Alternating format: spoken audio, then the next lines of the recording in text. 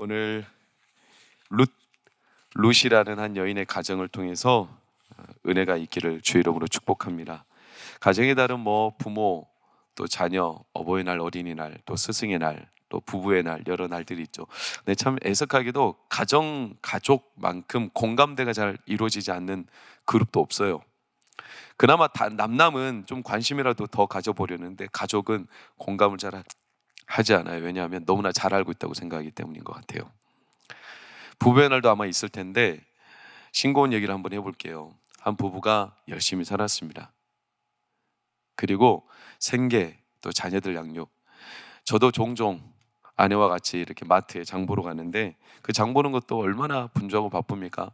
살림이 얼마나 참 쪼들려서 장 보는 것도 지혜로 해야 되지 않습니까? 한 부부가 마트에 장 보러 갔어요.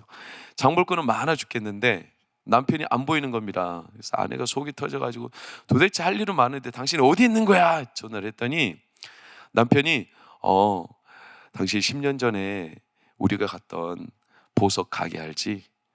거기서 당신이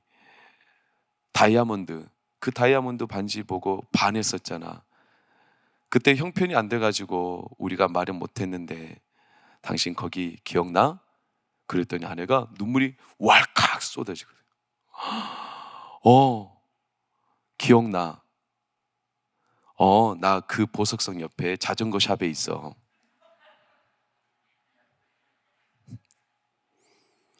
옆 사람에게 인사하겠습니다.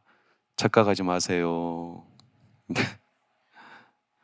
내 속을 알아주는 사람이 없어요. 속 터져 죽겠어요. 가족도 몰라요. 남편도 몰라요. 아내도 몰라요. 부모도 몰라요. 자녀도 몰라요. 그렇게 서로 몰라요, 속을. 참 속 터지죠. 코로나 때문에 이제 더 멀어져 버렸어요. 코로나가 가져온 참 아픔이 경제적인 아픔도 있지만 심리적인 아픔도 커요. 코로나 이후에 소상공인들이 지금 너무 많이 힘들대요. 보도자료를 보면 작년, 재작년 10개 중에 9개, 1개 상인 빼놓고 9개가 다 매출이 적자예요. 게다가 수십 년 이어오던 기업들도 문을 닫고 가게들 다 문 닫고 있어요. 그런데 진짜 가슴 아픈 건 뭐냐면 누군도 책임을 안 지는 거예요. 그렇죠? 책임지는 사람이 없어요. 다 어려우니까 정치, 사회, 경제 전반에 걸쳐서 다 남 탓하고 누구 때문에 그렇다, 누구 때문에 그렇다. 항상 이렇게 남 탓하고 새 정부도 우리가 기대는 하지만 기도해야 되겠지만 이런 말 안 들렸으면 좋겠어요. 과거 정부가 그래서 그렇다. 책임지려는 사람들이 많이 없어요. 이게 제일 가슴 아픈 겁니다. 문제가 터지면 뭔가 책임져 보려고. 근데 그런 사람이 없으니까 공감대가 없죠. 소외당하는 거예요. 그러니까 현대인들의 삶의 특징이 뭐냐면 소외감이에요. 소외감. 아무도 공감해 주거나 이렇게 사람이 많은데 이렇게 내가 널려 있는 분주한 삶이 있는데도 공감해 주는 연결고리가 없어서 소외감, 이 소외감. 이웃사촌이라는 말은 이제 옛말이 되었어요. 죄송합니다. 저도 길거리를 지나다 보면 인사를 하긴 하는데 누군지 모를 때가 있어요. 아직도 젊은데 제가 이걸 몰라요. 너무 죄송합니다. 그러니까 성도님들 제가 부탁드려요. 제가 인사는 하면서도 혹시라도 모르는 것 같은 눈치가 보이면 와서 당당하게 전 누구라고 말씀하세요. 말씀해 주세요. 제가 2번 다시 잊지 않을 겁니다. 이게 이제 우리 안에 나도 모르게 공감대가 사라지고 서로 책임져 주는 마음들이 부족한 현실 아니겠습니까? 어쩌면 성경에서 가족들을 향한 가장 지대한 관점은 이 공감입니다. 서로를 책임져 주는 거. 룻기라는 성경은 바로 그런 스토리입니다. 한 여인의 가족이죠. 한 여인의 가족이 누가 알았겠습니까? 잘 살아보겠다고 떠났는데 남편이 죽고 아들들이 죽고 텅 빈 채로 일가족이 완전히 세파에 무너져 버린 채 다시 고향으로 귀향하지만 살 길이 없는. 그래서 이 여인의 가족을 룻기 1장 21절은 한 단어로 이렇게 딱 표현해 놨어요. 내가 풍족하게 잘 살아보겠다고 나갔지만 어떻게 돌아왔다고요? 비어서 돌아왔다는 거예요. 비어 있는 삶. 채우려 해도 채울 수 없는 삶, 기업 자체가 무너져 버린 삶. 사랑하는 여러분, 안식이 없는 거예요. 저는 지난주에 안식을 말씀드렸습니다. 안식은 깊은 호흡과 같다고 말씀드렸습니다. 그러면 안식이 있으려면 당연히 뭐가 있어야 되냐면 쉴 곳이 있어야 된다는 거예요. 내가 안식을 누린다는 것은 쉴 곳이 있어야죠. 그것을 성경에서는 기업이라고 하는 거예요. 기업. 그래서 하나님은 우리에게 기업을 허락하시는 겁니다. 안식을 위해서 기업이 있죠. 이 기업은 하나님께서 우리 가운데 모든 성도들에게 주시는 가정이고 삶의 여러 수단들인데, 이 가족에겐 안식이 없어요. 다시 말하면 기업이 사라지고 있다는 겁니다. 떠난 지 어언 10년이 지나버렸어요. 가장이 없습니다. 그래서 이들이 고향으로 돌아왔지만 책임질 누구도 없어요. 가문이 이제 전속 자체가 안 될 위기. 가장 큰 문제는 책임질 가장이 없다는 거. 이런 사람들, 이런 가정 기업은 그나마 연명할 길이 뭐냐면 이삭 줍기 같은 거예요. 유대 근동 지방은 추수 때 이삭을 남겨놔요. 왜냐? 그거라도 주워 먹으라는 겁니다. 그러나 이 또한 연명이죠. 연명. 임시 방편이지 그걸 가지고 기업을 살릴 수 없어요. 그거 가지고 목숨 하루 한 끼니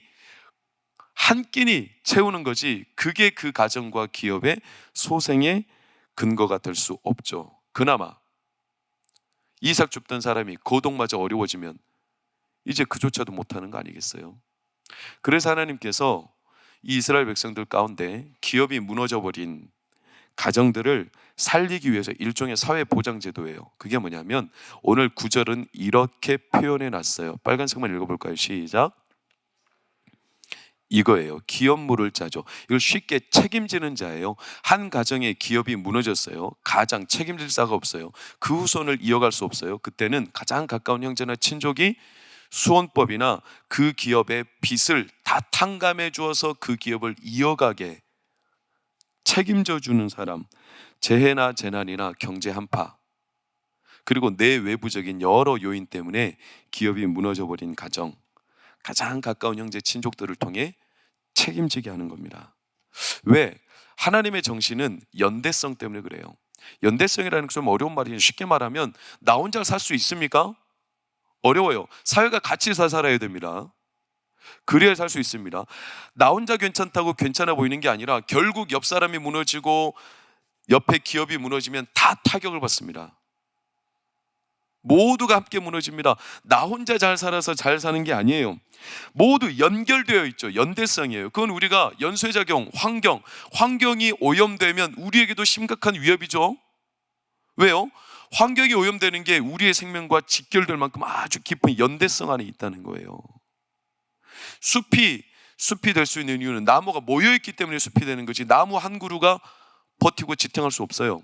이 연대성이죠. 모두가 함께 잘 살아야 되는 거죠. 그러니까 나만 잘 살겠다고 무책임하게 이 연대성을 회피하면 결국 다 내게로 다시 돌아오게 되어 있습니다. 미국의 뉴욕에 유명한 시장이 있죠. 미국에는 유명한 공항이 하나가 존 F 케네디 공항인데, 이 공항, 그 존 F 케네디 공항보다 더 유명한 공항이 르가디아 공항인데, 뉴욕에 시장이 있어요. 거의 초대에 가까운 시장. 이 시장은 법관이었죠. 이 사람이 얼마나 탁월하고 얼마나 존경받는, 존 F 케네디나 링컨이나 워싱턴 수많은 대통령보다 훨씬 존경받는 인물인데, 왜냐하면 그는요 법관일 당시에 재판을 하는데 그 뉴욕시의 어려운 시기죠. 뉴딜 정책 이전에 굉장히 미국의 경제공황이 있을 때 한 할머니가 먹을 게 없으니까 빵을 훔쳤습니다. 잡혀왔습니다. 그때 당시에 엄벌을 해쳐왔습니다. 무려 벌금이 그때 당시, 지금으로부터 30년 전인데 얼마가 나왔냐면 100불이 나왔습니다. 100불. 지금으로도 큰 돈인데 그 당시는 얼마나 큰 돈이었겠어요? 근데 할머니가 그 돈을 어떻게 갚아요? 근데 법관이 이렇게 재판합니다. 르가디아가 뭐라고? 이 할머니가 지은 죄는 너무나 크다. 그러나 이 할머니가 빵을 훔칠 수밖에 없게 만든 뉴욕시 전체가 죄가 있다. 그래서 뉴욕 시민 전체한테 벌금 10센트를 다 부과해버렸어요. 그래서 그렇게 존경받는 판사, 시민, 그래서 시장이 된 거예요. 여러분, 연대성이라는 거예요. 무책임하게 나 혼자 잘 살겠다라고 생각하는 사고방식, 네, 잘 살 수 있어요. 그러나 언젠가는 부메랑 효과처럼 돌아온다는 겁니다. 하나님은 이걸 아시는 거예요. 그래서 책임지는 자를 법적으로 세우신 거예요. 여러분, 텃밭이라도 책임지는 자가 없으면 잡초가 자랄 수밖에 없는 겁니다. 그렇지 않습니까? 아무리 작은 구멍가게라도 누군가는 그 자리를 지키고 있어야 돼요. 손님이 오든 안 오든.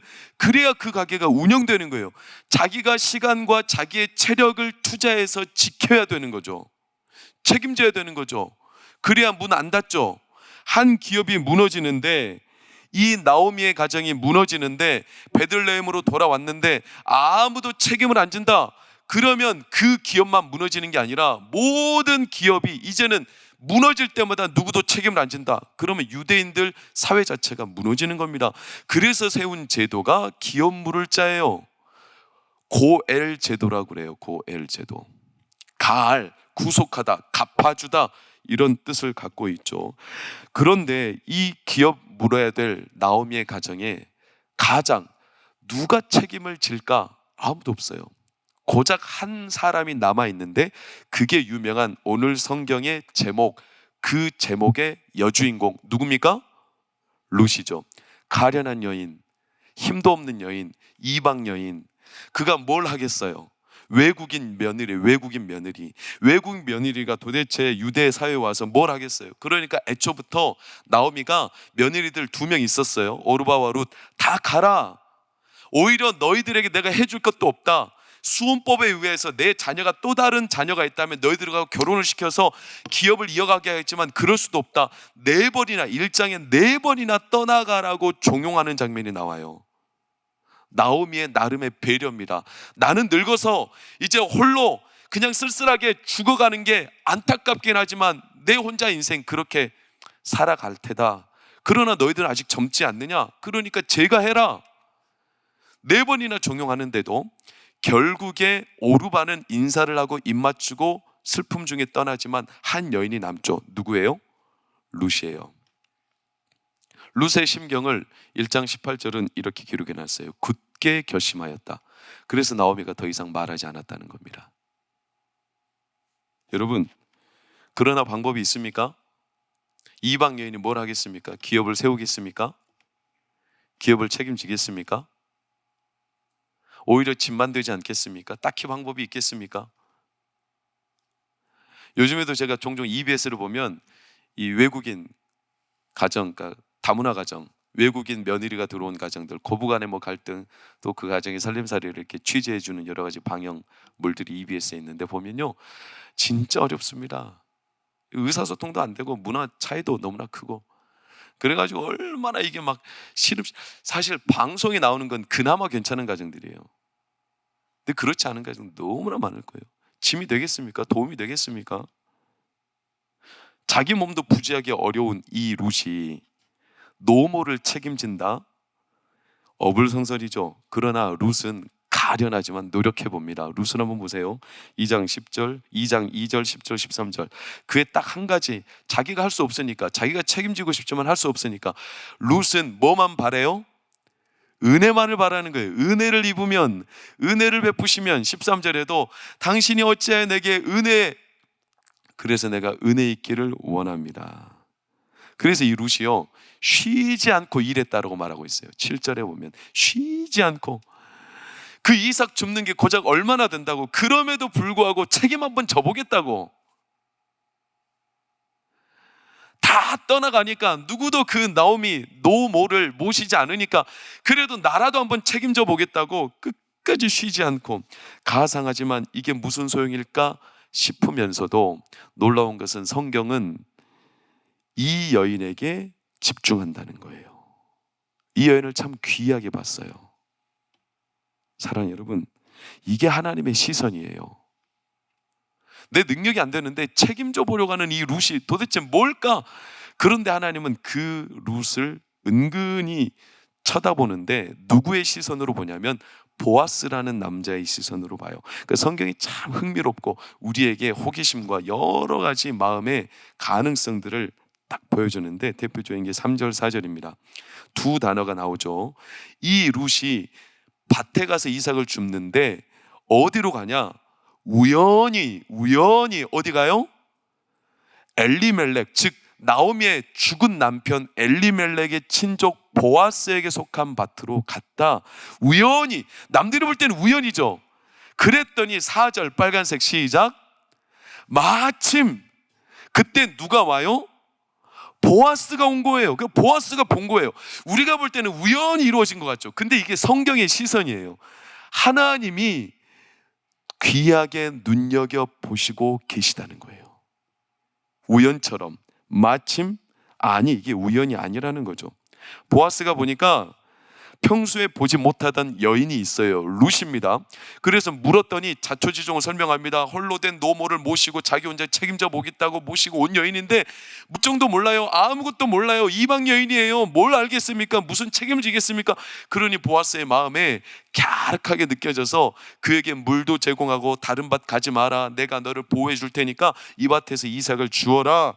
그러면서 11절 12절에 보아스가 이렇게 약속을 하죠.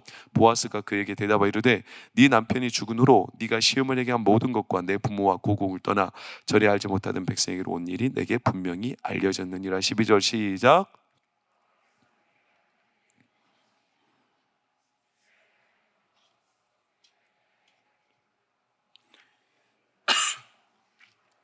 아멘.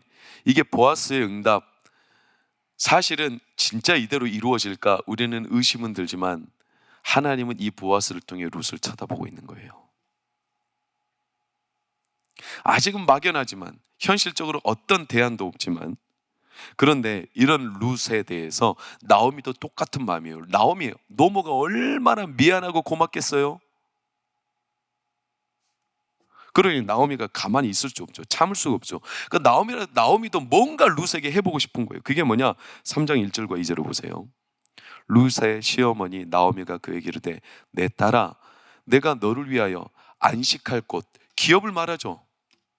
안식이 있으려면 기업이 있어야 된다니까요. 안식할 곳을 구하여 너를 복되게 하여야 하지 않겠느냐? 이게 나오미의 심정이에요. 뭐라도 해주고 싶은 거예요. 그런데 너가 간 그 밭이 보아스. 근데 나오미가 딱 깨달아요. 보아스는 우리의 기업 물을 자, 책임질 자. 그 보아스는 우리의 친족. 그래서 그를 통해 하나님이 책임지실 거다, 이렇게 말씀한 거예요. 이게 참 보면 웃긴 거죠. 왜 그렇습니까? 보아스를 통해 너를 책임지실 거다. 자기가 능력이 안 되니까 누가 책임질 거다? 보아스가 책임질 거다. 자기가 책임져 주고 싶은데 자기가 능력이 안 되니까 룻, 며느리야, 며느라가 너를 하나님이 보아스를 통해 책임져 주실 거다. 자기가 책임져야지. 남에게 책임을 떠넘기고. 그런데 그런 게 아니에요. 이게 확신이에요, 확신. 사랑하는 우리 어르신들, 나오미와 같은 확신을 가지시기를 축원합니다. 이게 나오미의 확신이에요, 확신. 왜냐? 하나님을 확신하는 거예요. 그가 능력이 없습니다. 누군가를 돌볼, 거두어줄 능력이 없는 여인입니다. 노모 아닙니까? 그런데 룻에 대한 마음이 애틋합니다. 그러니 딱 의지할 것은 하나님밖에 없죠. 하나님이 기업 물을 자를 법으로 제정하신 분이 하나님이시라면, 하나님은 당신이 법을 제정하셨기 때문에 하나님이 하나님 하신 말씀대로 이루실 줄 믿는 겁니다. 그게 누구라는 겁니까? 보아스라는 겁니다. 보아스. 만약에 보아스가 책임을 안 질지라도 다른 누군가를 통해서라도 하나님은 책임지실 거다. 이게 나오미의 확신이에요, 확신. 그래서 나오미의 신앙 고백을 보세요. 3장 18절 이렇게 말하는 겁니다. 이에 시어머니가 이르되 내 딸아, 이 사건이 어떻게 될지 알기까지 앉아 있어라. 시작. 그 사람이 오늘 이 일을 성취하기 전에는 쉬지 아니하리라. 하나님이 그 열심을 멈추지 아니하시리라. 이게 나오미의 신앙이 있어요. 이건요 거의 선지자적인 고백이에요. 이사야 37장 32절을 보면 선지자가 이렇게 말하죠. 여호와의 열심히 이를 이루시리이다. 여러분, 어찌 보면 꼴찌들의 반란이죠. 룻도 자기 노모를 책임 못 져줄 능력이 없는 여인, 가련한 여인. 나오미도 이제는 아무것도 해줄 수 없는, 룻을 거둬줄 수 없는 여인. 둘 모두가 능력이 없어요. 뭘 하겠어요? 무슨 책임을 져준다는 거예요. 그런데도 불구하고 이들이 그렇기 때문에, 자기에게 능력이 없기 때문에 오히려 충분한 능력을 갖고 계신 하나님을 붙들 수밖에 없는 겁니다. 하나님이 책임지시도록. 여러분이라면 어떻게 하시겠어요? 내가 부모, 내가 자녀, 내가 책임질 수 있는 능력이 없어요. 그럴지라도 여러분, 누구에게 여러분의 만약에 기업이 있다면 누구에게 기업을 맡기겠어요? 자기가 능력이 없지만 그래도 한번 맡아보려고, 룻처럼 그래도 한번 내가 책임져 보려고, 자기 상태가 가련한데도 책임져 보려는 그 사람한테 여러분의 작은 기업 텃밭이라도 맡기겠어요? 아니면 하는 둥 마는 둥 이게 내 거 아니니까 뭐 에이 대충 하지, 이런 사람에게 맡기겠어요? 누구에게 맡길 겁니까?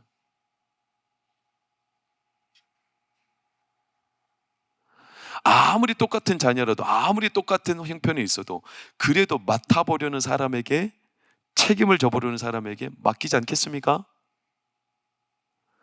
왜 하나님이 다윗을 그렇게 사랑하셨을까? 이상하죠. 근데 다윗은 골리앗과 싸움 아시잖아요. 골리앗과 싸움, 그 전쟁통에서 누구도 책임을 지려 하잖아요. 골리앗이 하나님 아버지를 욕하고 있어요. 그런데 누구도 하나님 아버지의 이름, 그 영광, 그 기업, 하나님이 우리에게 주신 이 영광스러운 이름을 훼손하는 일을 누구도 자기 일처럼 여기잖아요. 그런데 이제 10대였던 앳된 얼굴의 다윗이 전쟁통에 형들에게 물건 전해주러 심부름차 갔다가 귓속에 들어오는 말이 골리앗이 막 이스라엘 백성과 하나님의 영광을 짓밟고 있는 겁니다. 그러니까 다윗이 이상한 겁니다. 자기가 볼 때, 아니 도대체 뭐 하는 거예요? 이스라엘 백성들은 지금 하나님의 영광이 짓밟히고 있는데, 하나님의 기업이 짓밟히고 있는데, 그래서 다윗이 그 마음이 하나님의 영광 때문에 불타올라가지고 자기가 들고 일어선 거 아닙니까? 뭘 할 수 있겠어요? 키가 3m에 가까운 이 골리앗 앞에 돌멩이 5개 들고 싸우겠다고요? 자기가 책임지겠다고요? 자기가 이스라엘 나라 운명을 책임지겠다고요? 그런데 하나님이 그 다윗이 얼마나 가상해 보였는지, 그래서 하나님이 그 손에 권능을 주셨고, 다윗의 돌이 날아갈 때 그의 실력이지만 그 바람과 환경과 그 정확히 날아가 때려야 될 곳을 하나님이 역사하셔서 다윗을 통해 하나님의 영광이 드러나도록 하신 겁니다. 책임지려는 자였죠. 시편 127편 3절을 보면 우리의 기업이 자녀들이라고 표현하죠. 여호와 하나님 앞에 자식들은 기업이다. 그러나 자식이라고 다 똑같은 자식입니까? 여러분 어떻습니까? 꽉 깨물어서 안 아픈 손가락 없지만 그래도 더 아픈 손가락 있죠? 있습니까? 없습니까? 빨리 있다고 하세요. 저도 더 아픈 손가락 있어요. 3손가락 중에. 그런데 어떤 자식에게 기업을 맡기고 싶겠어요? 책임지려는 자식에게. 그렇지 않겠습니까?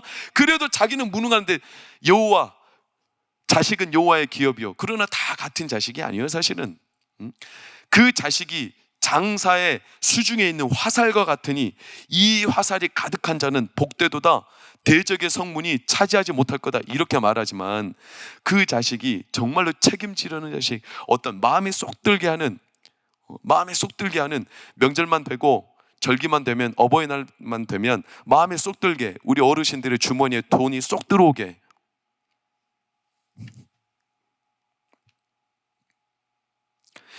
하나님도 동일하게 않겠어요? 하나님도 누구에게 맡기겠어요? 누구를 통해 하나님이 하나님의 기업을 이어가게 하시겠어요? 이 룻이 가련하고 진짜 무능한데도 하나님은 이 룻과, 어쩌면 나오미도 책임질 수 없는 여인인데도 그 룻을 거두려고 했던, 책임져 보려고 애쓰는 이 두 여인을 하나님이 참 눈여겨보신 거예요. 그래서 오늘 3장 5절 6절을 보세요.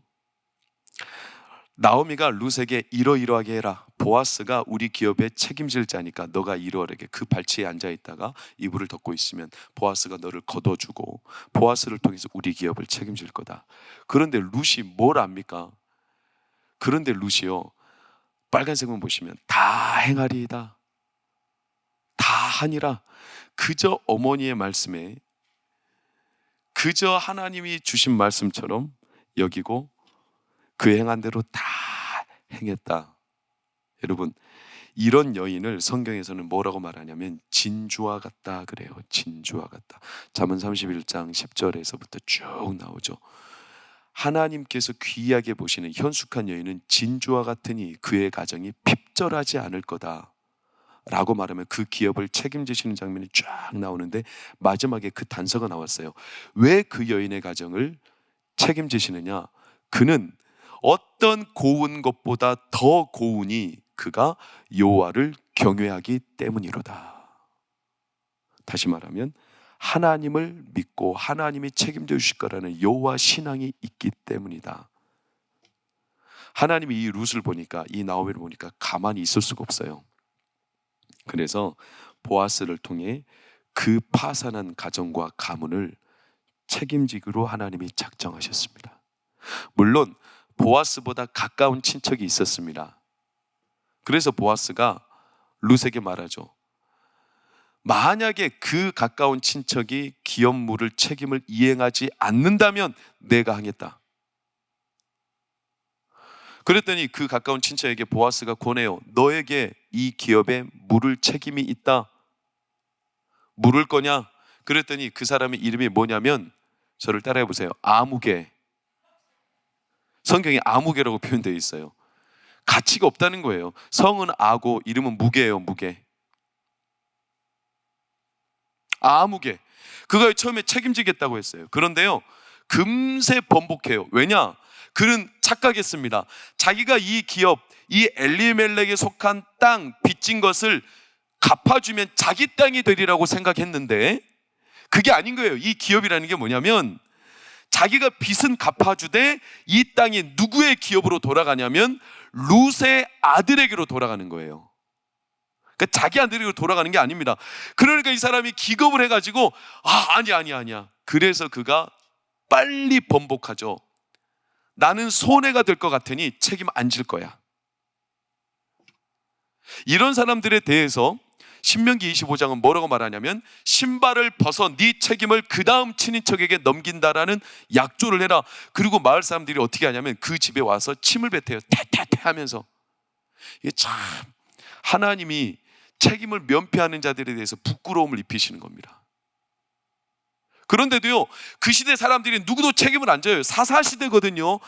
책임을 안 져도 법적인 책임이 없습니다. 엄밀히 말하면 나 그냥 면피하겠다.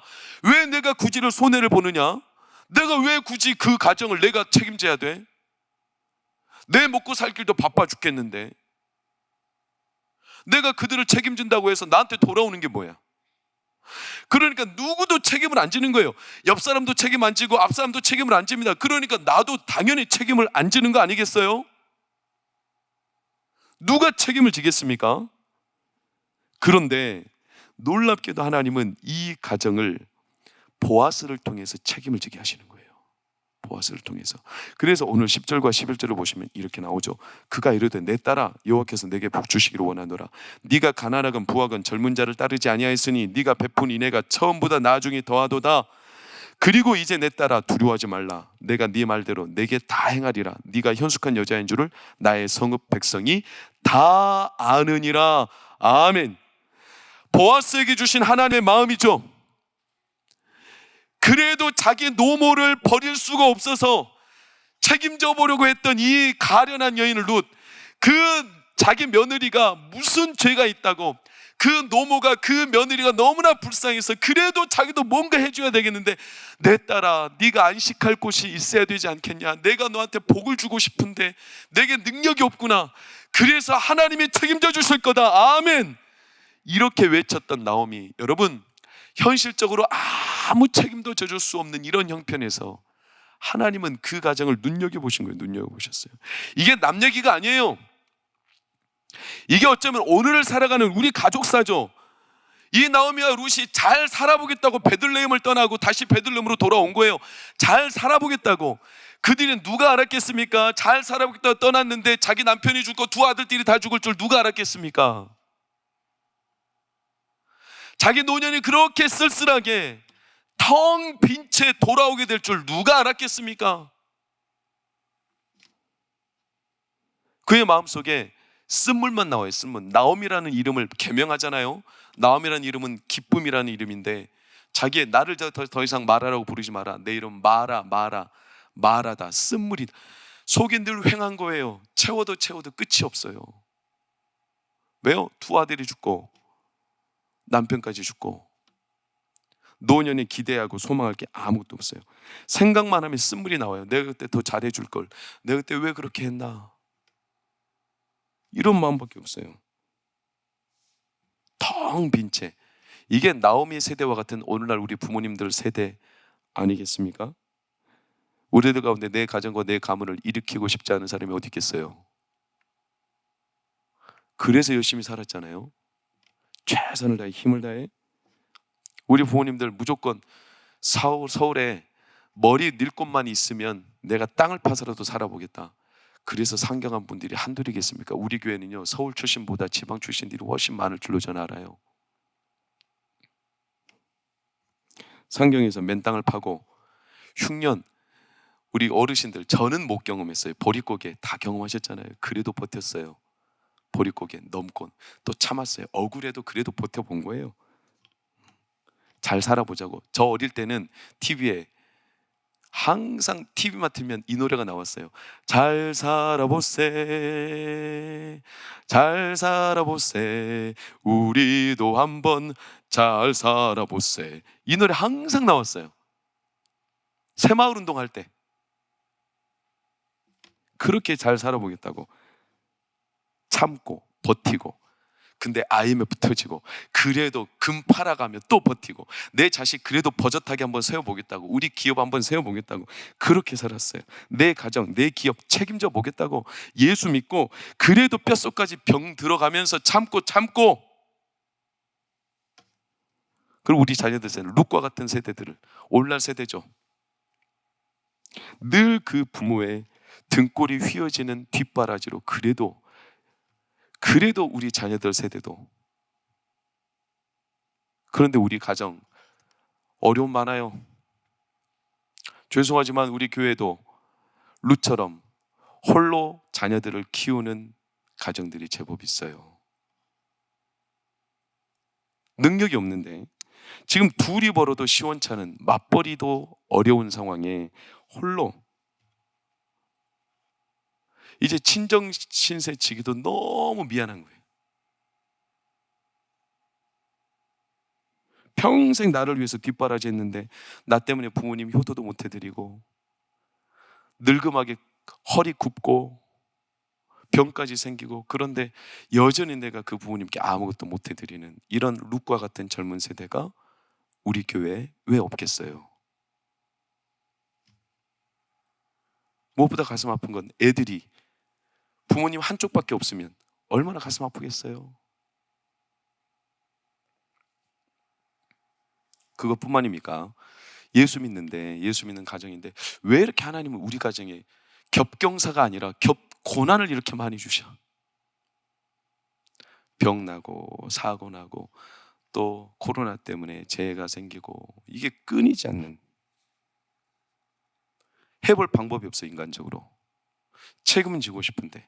여러분, 이런 우리네 사연이, 나오미의 사연이, 룻의 사연이, 그들의 가정이, 그들의 기업이 비단 성경만의 기록이 아니라 우리의 사연 아니겠습니까?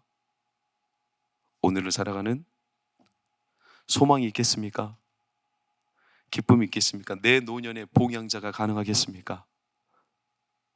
그런데 이 가련한 두 여인 나오미와 룻을, 사랑하는 여러분, 하나님이 지켜보셨다는 거예요. 자기에게 무능한데 자기 자식을 거둘 만한 능력이 없는 이 노모, 자기 어머니를 모실 수 없는 이 가련한 룻, 그런데 그럼에도 책임져 보려고 애썼던 이 두 여인을 하나님이 지켜보셨다는 거예요. 그리고 놀랍게도 그 가정에 책임질 자를 세우셨어요. 이건 하나님이세요. 그래서 나오미의 노년에 어떻게 됩니까? 룻기 4장 13절 15절을 보시면 이렇게 나와요. 보십시오. 이에 보아스가 룻을 맞이하여 아내로 삼고 그에게로 들어갔더니 여호와께서 그에게 임신하게 하심으로 그가 아들을 낳은지라. 그 아들을 통해 기업을 물을 자로 하나님이 세우셨고, 15절을 보면 빨간색 시작, 생명의 회복자이며 노년의 봉양자이라. 과연 내 삶에 내 노년에 기쁨이 있을까? 내 노년의 삶에 봉양자가 있을까? 우리의 기업을 세울 만한 책임질 사람이 있을까? 웬걸요, 하나님이 그 가정에 봉양자, 생명의 회복자를 세우셨습니다.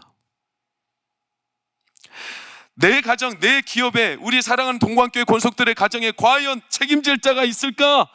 있을까? 내 노년의 삶에 하나님의 기쁨과 소망이 있을까? 있죠? 있습니다. 책임지시는 분이 계십니다. 텅 빈 채 베들레헴으로 온 이 가정, 빈손으로 왔어요. 빈손으로, 아무것도 없이 빈손으로. 그런데도 이 빈손인 가정을 누가 책임지고 누가 채우시느냐? 우리가 왜 그걸 확신할 수 있느냐? 여러분, 우리 인생과 우리 가정과 우리 기업을 물을 자를 하나님이 세우셨어요. 히브리서 3장 6절에 예수 그리스도는 하나님의 집을 맡은 아들로서 신실하여 우리가 그를 붙잡고 있으면, 그의 소망을 끝까지 붙잡고 있으면 우리는 그의 집이라.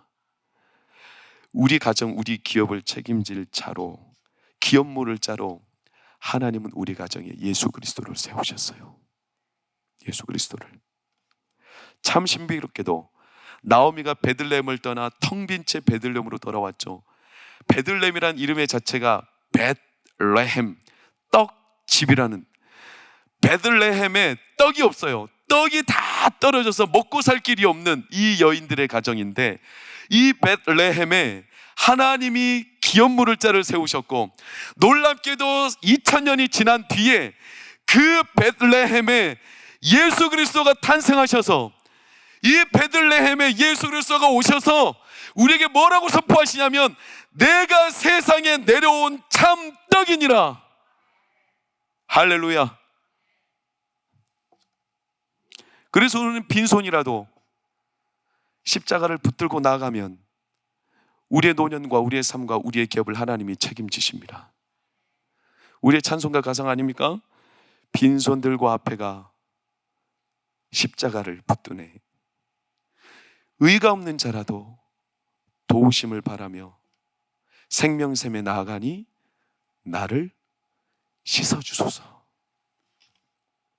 사랑하는 여러분, 이 기업 하나님이 보아스를 통해 책임을 지신 거예요.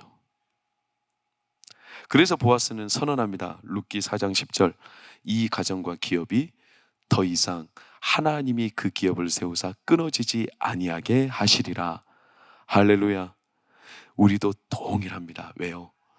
예수 그리스도의 기업이, 예수 그리스도가 우리의 기업을 책임 물으셨으니, 로마서 8장에 선명하게 말하죠.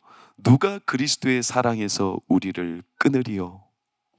곤고나 환난이나 핍박이나 재난이나 수많은 사망과 세상 어떤 피조물이라도 우리를 그리스도의 사랑에서 우리 가정을, 우리 인생을, 우리 기업을 끊을 수 없으리라. 그러니 사랑하는 여러분, 아무리 가진 게 없고 우리 부모님들 주의 이름으로 부탁하고 축복합니다. 내가 자녀에게 물려줄 게 없고 책임져 줄 게 없고 내 자녀가 아무것도 내가 해줄 게 없는다 해요. 너무나 기죽지 마세요. 당당하게 외치세요. 당당하게 하나님이 책임지실 거다. 하나님이 책임지실 거다. 저희 아버지요, 자주 말씀드려 죄송해요. 기도해야 하나님이 돈 주시는 거야. 선명했어요. 아버지는요, 둘도 셋도 없었어요. 새벽기도 나와, 기도해, 하나님이 다 책임져 주시지. 이게 저희 아버지 믿음이 있어요. 저희 둘째 형, 저희 큰형 늘 불만이 하늘같이 치솟았어요. 도대체 아버지는 돈도 없으면서 정작 우리가 돈 벌면 하나님이 책임져 준다고 해놓고서 정작 손을 누구한테 내미냐면 자녀들한테 돈을 헌금해야 된다는 거예요. 아니, 하나님이 책임져 주신다면서 왜 하나님이 안 주고 우리한테 달라는 거예요? 둘째 형이 제일 불만이 많았어요. 그런데도 아버지는 기가 꺾이잖아요. 기도해, 하나님이 책임져. 새벽기도 나오면 하나님 새벽기도 10분당 10만 원. 이게 우리 아버지 지론이었어요. 뭐라 하지 마세요. 우리 가정의 계산이었으니까. 근데 지금요, 그렇게 아버지를 불평하고 불만했던 찬양이 형, 아버지보다 더 많은 헌금을 하나님 앞에 드리고 있어요. 왠 줄 아세요? 깨닫게 됐어요. 하나님이 책임다는 걸.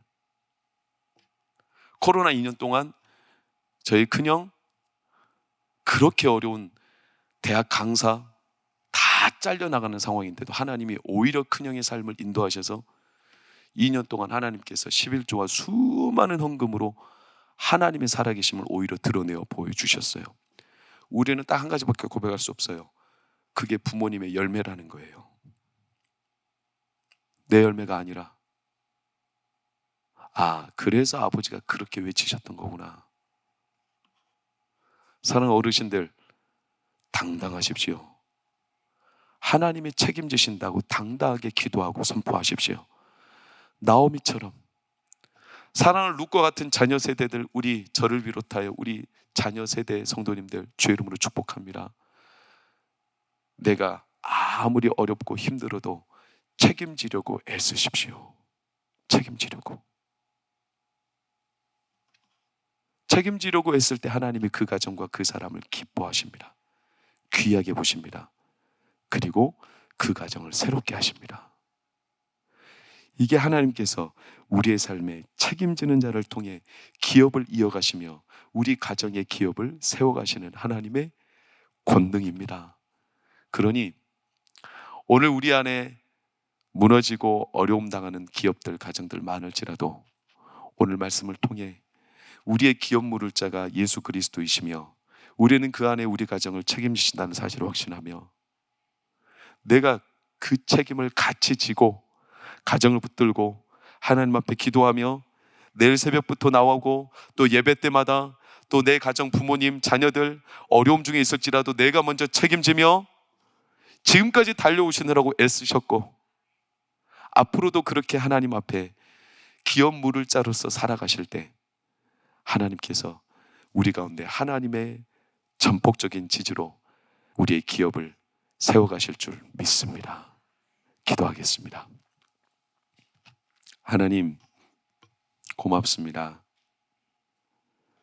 비록 우리가 나약하고 책임질 만한 능력이 아무것도 없지만 그럼에도 우리를 통하여 하나님은 기업 물을 자, 우리 기업, 우리 가정의 앞날, 노년, 우리 삶의 여생을 하나님이 반드시 눈여겨보시며 책임지신다는 사실을 믿습니다. 텅 빈 채 베들레헴으로 돌아왔으나 그 베들레헴에 예수 그리스도를 통하여 참떡으로 하나님 채우시는 것처럼 오늘 우리의 가정에도 삶에도 기업에도 하나님의 은혜로 채워 주시옵소서. 특별히 우리 어르신들, 우리 부모님 세대들 하나님 앞에 노년의 봉영자와 노년의 기쁨이 있을까 주저하며 기죽으며 위축되지만 그러나 오늘 이 시간 말씀을 품고 다시 당당하게 힘있게 선포할 때 하나님 우리 부모님들의 앞날의 여성에 하나님이 책임지시며 기업 물을 자를 세우시며 가정을 회복하여 주실 줄 믿습니다. 당당하게 미래를 열어가는 우리 부모님들 되게 하여 주시옵소서. 그 부모님들을 바라보며 기쁨으로 부모님을 섬기는 우리 자녀들 되게 하여 주시옵소서. 하나님이 책임지신다, 하나님이 책임지신다, 이 마음을 확신을 품고 우리 가정과 기업과 그리고 아무도 책임지지 않는 상황이라도 그래도 하나님이 책임지심을 믿고 담대하게 내가 붙들고 나아갈 때 하나님이 우리 가정에 하나님의 놀라운 영광스러운 미래의 기업을 주심을 믿고 살아가는 우리 모두가 되게 하여 주옵소서. 이제는 우리 주 예수 그리스도의 은혜와 하나님의 크신 사랑과 성령의 감화감동 교통위로 평안 인도하심이 오늘도 우리 기업과 가정을 세파에 흔들리며 무너지고 더 이상 소생할 수 없고 남은 노년에 소망이 있을까 주저앉아버린 세대랄지라도 반드시 기업 물을 자, 책임질 자를 세우셔서 하나님이 우리 기업을 베들레헴처럼 다시 예수 그리스도로 충만하게 하실 것을 확신하며 믿음으로 살아가기로 소망하는 우리 모든 성도들, 그들의 가정 자녀들의 앞날 가운데 영원히 함께 하시기를 간절히 축원하옵나이다. 아멘.